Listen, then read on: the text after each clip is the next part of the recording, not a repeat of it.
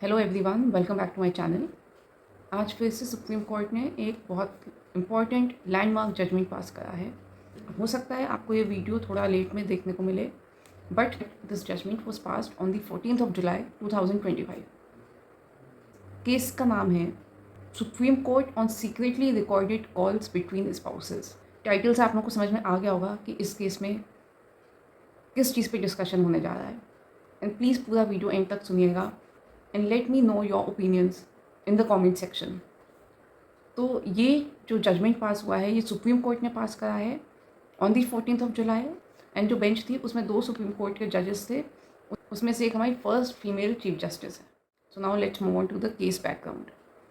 The case is very simple. एक husband है, वो अपनी वाइफ की कॉल रिकॉर्डिंग कर लेता है without his wife knowing about it. अब ऑफकोर्स जो उनके बीच का कॉन्वर्सेशन होगा, जो वाइफ की कम्युनिकेशन होगी, वो कोई सोबर टॉक नहीं होगा जो रिकॉर्ड हुआ है। And the husband used this call recording as an evidence for quality against his wife.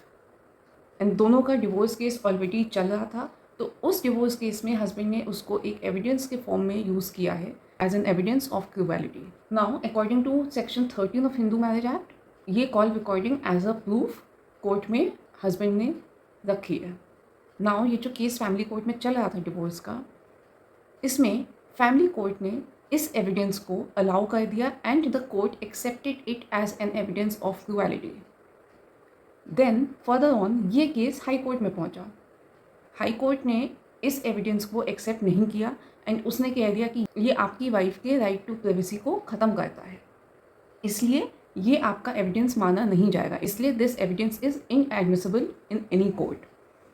अगर ये आपकी वाइफ को पता होता कि आपने कॉल रिकॉर्डिंग की है तो ये एज एन एविडेंस मान लिया जाता, बट बिकॉज आपकी वाइफ को ये नहीं पता था तो ये आपका एविडेंस माना नहीं जाएगा।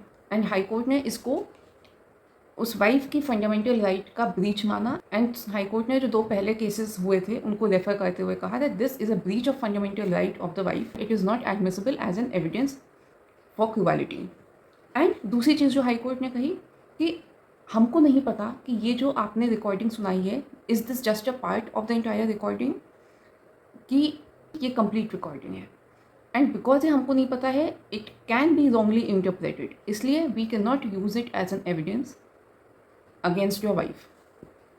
देन लेटर ऑन ये केस जाता है सुप्रीम कोर्ट में, जहाँ पे सुप्रीम कोर्ट ने कहा बिकॉज आपका डिवोर्स केस चल रहा था एंड ये रिकॉर्डिंग उस केस से रिलेटेड है, उसके लिए रेलिवेंट रिकॉर्डिंग है, इसलिए ये एज अ प्रूफ एडमिसिबल है।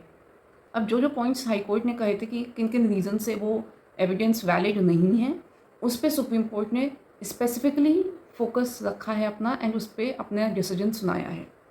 फर्स्ट, जो हमारा सेक्शन 122 है, that is marital communication privilege, जो कि स्पाउसेस को मिलता है कि उनकी जो भी प्राइवेट कॉन्वर्सेशन है उसको लीगली प्रोटेक्ट किया जाए, उस कॉन्वर्सेशन को लीगल प्रोटेक्शन मिले, ये सेक्शन 122 कहता है। बट सुप्रीम कोर्ट सेड कि हम प्राइवेट कॉन्वर्सेशन को प्रोटेक्ट करते हैं, बट एक्सेप्शन एग्जिस्ट करता है जब लीगल प्रोसीडिंग्स दोनों के अगेंस्ट चल रही हों, एंड तब आप इसको एज एन एविडेंस रखो। अगर आपकी एक नॉर्मल मैरिज चल रही है, आपके बीच में कोई भी केस नहीं चल रहा है अगेंस्ट ईच अदर, तो आप उस रिकॉर्डिंग को एक क्वालिटी का एविडेंस नहीं बना सकते हो। दूसरी चीज़ जो हमारे सुप्रीम कोर्ट ने कही, प्रिवेसी वर्सेस फेयर ट्रायल। उन्होंने कहा जो हमारा राइट टू प्रिवेसी है वो आर्टिकल 21 का एक फंडामेंटल राइट है, it is covered under the fundamental rights, लेकिन जो फेयर ट्रायल है that is also a part of article 21 right to life. तो आप राइट टू प्रिवेसी को वेटेज नहीं दे सकते फेयर ट्रायल के कंपैरिजन में। In fact fair trial is more important than right to privacy, इसलिए दोनों के बीच में बैलेंस बना के चलना है। ये नहीं है कि राइट टू प्राइवेसी के चक्कर में आप फेयर ट्रायल को ही भूल जाएं, दोनों इक्वली इंपॉर्टेंट है, दोनों के बीच में बैलेंस बने रहना चाहिए। इस पे सुप्रीम कोर्ट ने जो हमारा राइट टू प्राइवेसी है उस पर और क्लैरिफिकेशन देते हुए कहा है, जो हमारा सेक्शन 122 था marital communication privilege, that does not deal with article 21। हमको स्पाउसेस के बीच के कॉन्वर्सेशन को लीगली प्रोटेक्ट करना है, बट ये हमारा आर्टिकल 21 के अंडर नहीं आता है। No fundamental right is breached if you are using the call recording. इस चीज़ पे सुप्रीम कोर्ट ने एकदम क्लियर दिया है कि एक एक्सेप्शन है कि अगर दोनों के अगेंस्ट लीगल प्रोसीडिंग्स चल रही हैं तो वो सेक्शन 122 जो है मैरिटल कम्युनिकेशन प्रिविलेज का, आप उसको वहाँ पे यूज़ नहीं कर सकते हैं। अब जो सुप्रीम कोर्ट की ये रूलिंग है उस पर बहुत सारे आर्गूमेंट्स आए हैं। पहला सबसे इम्पॉर्टेंट आर्गूमेंट जो हम सबके दिमाग में आया होगा कि अगर ये चीज़ सुप्रीम कोर्ट ने अलाउ कर दी है कि आप कॉल रिकॉर्डिंग्स को एज एन एविडेंस यूज़ कर सकते हैं, तो सबसे पहले तो जो भी पार्टनर्स हैं आप उनको इंस्टिगेट कर रहे हैं कि वो एक दूसरे की कॉल्स को सीक्रेटली रिकॉर्ड करें।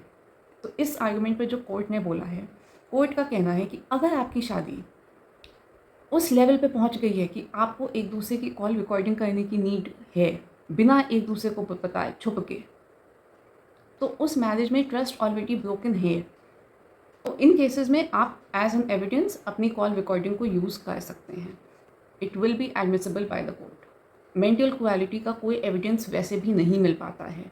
एंड सुप्रीम कोर्ट ने कहा कि अगर आप टेक्नोलॉजिकल एडवांसमेंट्स को यूज़ करके मेंटल क्वालिटी को प्रूव कर सकते हैं, then why not, at least fair trial तो हो जाएगा। सो द ओवरऑल समरी जो सुप्रीम कोर्ट के जजमेंट्स की हैं, first, secretly recorded calls can be used as an evidence.